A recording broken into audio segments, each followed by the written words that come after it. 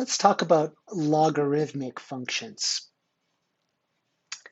Earlier, we saw that the exponential function b to the x is a one-to-one function.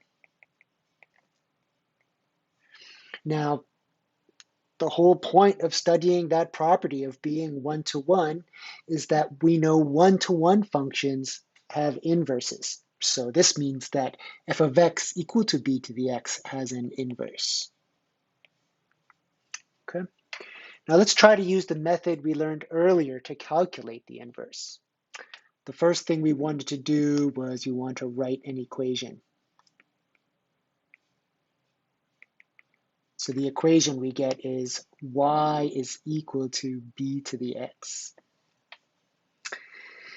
The second thing that we wanted to do was we wanted to interchange x and y. So when we do that, we're going to get x is equal to b to the y.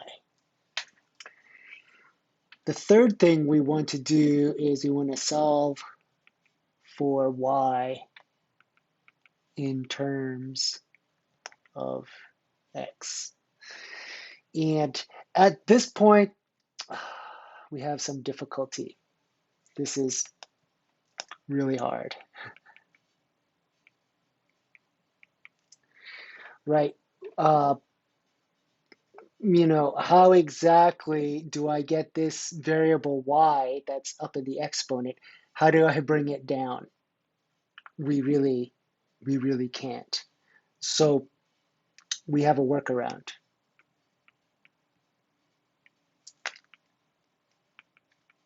And what is our workaround? We create a new notation.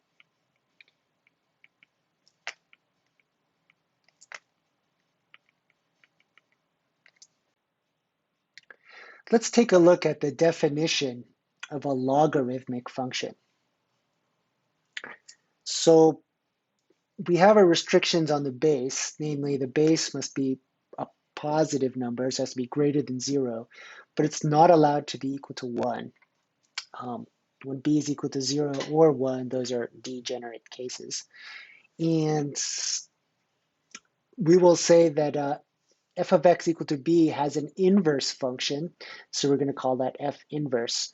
And we're going to give that f inverse a name, so that name is called the logarithmic function with base b. The function looks like, write the letters log to represent the log. As a subscript, we want to indicate the base. And then we have this variable x. X is the independent variable or the input variable. Okay. And how are we going to describe what the logarithm means? Well, the logarithm basically means this. We say y is equal to log base b of x. If and only if, so this bidirectional arrow means if and only if, x is equal to b to the y. So I hope you could see what we did there. We never actually solved the equation, we just created a new notation to describe the solution of the equation. So this thing on the left, this is called logarithmic form. I'm sorry, that's on the left. And on the right, we call this exponential form.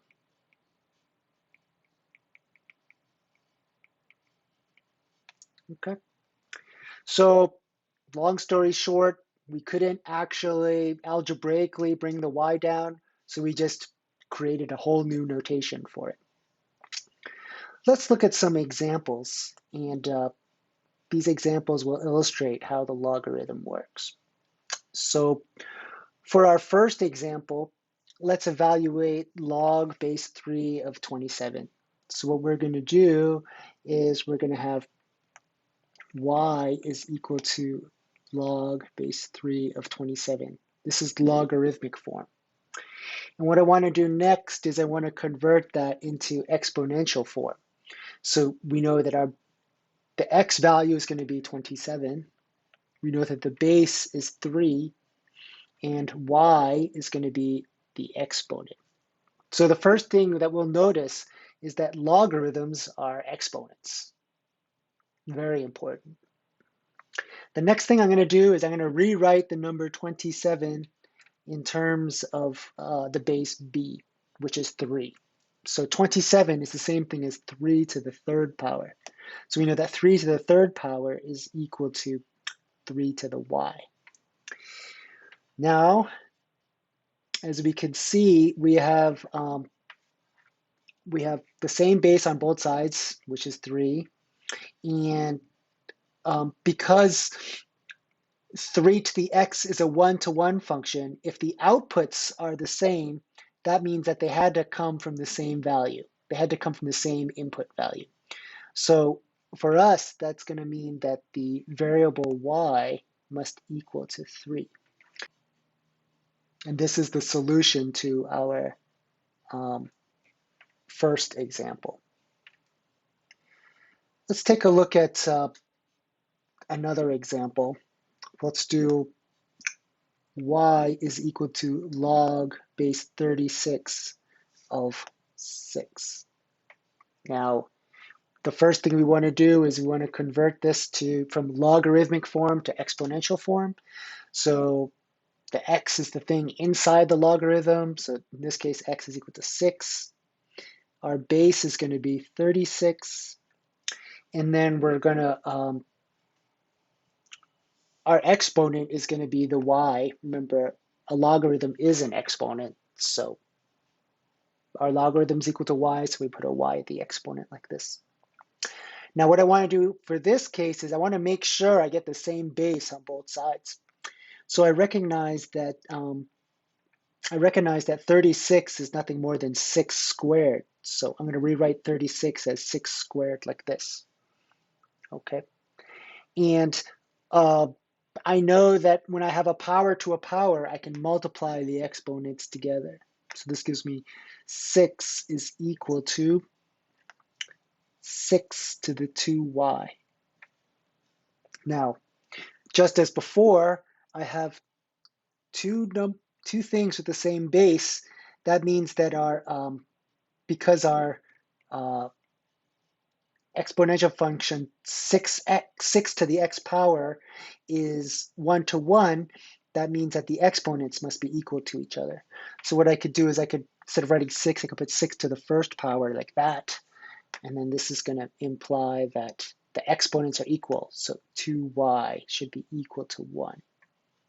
And that tells me y is equal to 1/2. So that's our second example there. All right. Let's take a look at our last example. In our last example, we get y is equal to log base 10 of 0.01. Now I want to write this convert it from logarithmic form to exponential form. So the x is the thing inside the logarithm. So this is 0.01. That's the value of x. We're going to set that equal to, the base was 10, so we're going to put a 10 here. And, logarithms are exponents, so we put a y as the exponent there. Just as before, I want to rewrite this equation so that both sides have the same base. In this case, I could rewrite 0.01 as 10 to the negative 2, and that's supposed to equal to 10 to the y power. Again, the function 10 to the x power is 1 to 1. That means when two things have the same output, that means that the input values, in this case the exponents, must be equal to each other. So this tells us that y is equal to negative 2. And this is our answer for the third part. All right. So just as we did with the exponential functions, we have cancellation functions, or cancellation equations, I should say, for the logarithm. So if we compose the exponential function b with its inverse, the logarithm function log base b of x, then the result that we get is just x. So composing a logarithm with an exponential results in nothing happening. And this is true for all x that are greater than 0. So if you want to write that as an interval notation, you can write that as from 0 to positive infinity like this. All right. We can also compose them in the opposite order. So I could, have log base b of b to the x power. And the net effect of that should be you just get x back, right? So, first you take b to the x and then you take the logarithm, you get the original input value of x back. This will be true for all x. And to make it perfectly clear, that's because the domain of b to the x is all x. So if I want to write that guy in interval notation, that would be from negative infinity to positive infinity. Okay, let's take a look at some graphical examples over here. So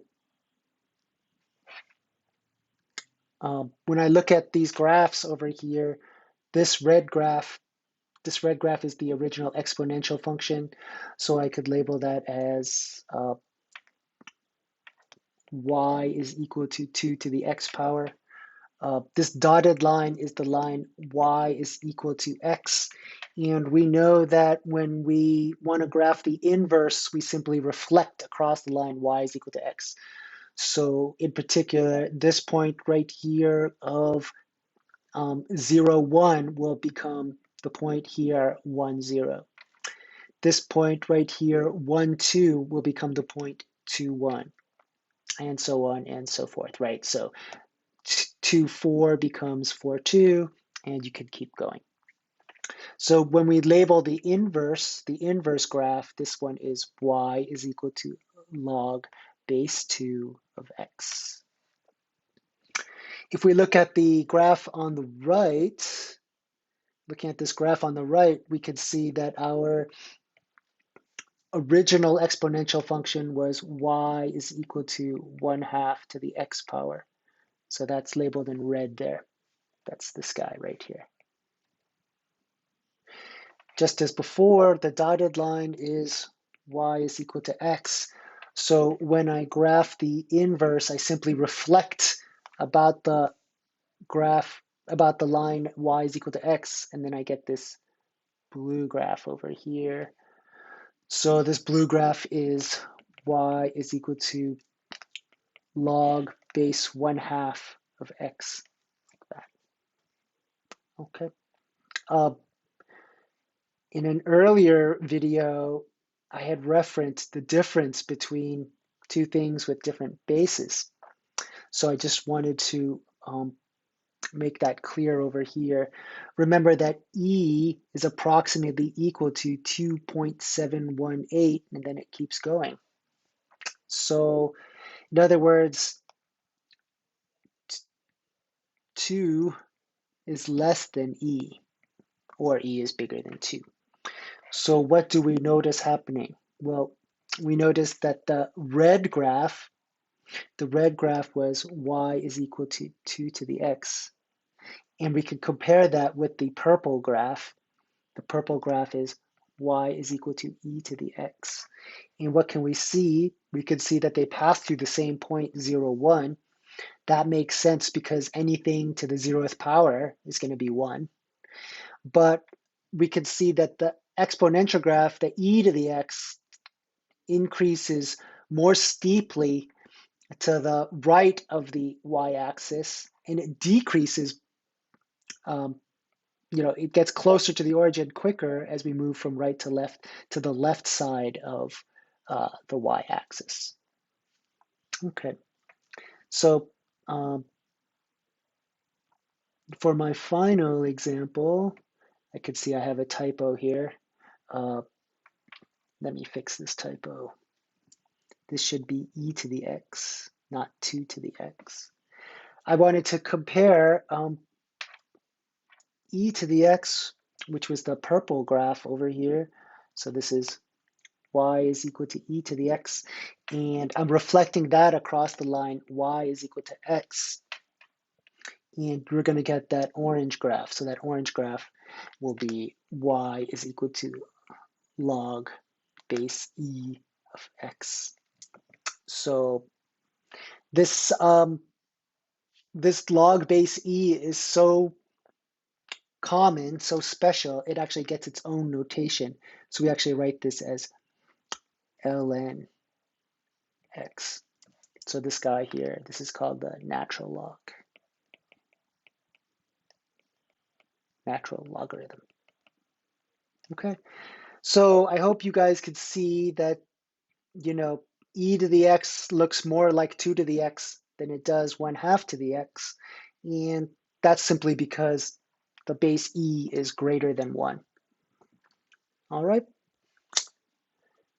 This concludes our video about logarithms. Take care, everyone.